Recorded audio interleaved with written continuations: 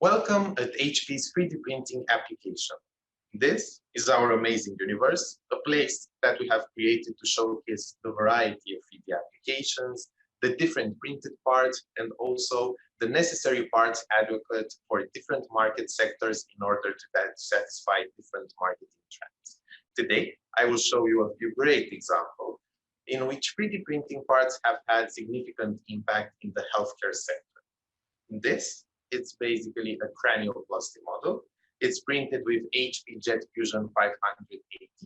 It's a color 3D printer, and the main material used was PA12, the application being very successful and very useful in neurological surgery.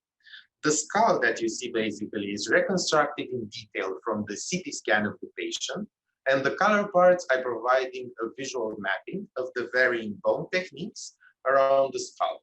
As a result, medical professionals are able to better prepare for surgery, test, and at the same time verify the patient's specific prosthesis solutions. The outcomes, well, they have been really impressive. Firstly, we have improved the communication between doctors and patients. We have improved, as a result, the patient's health, and this resulted at the same time in shorter times in operating rooms and ICU.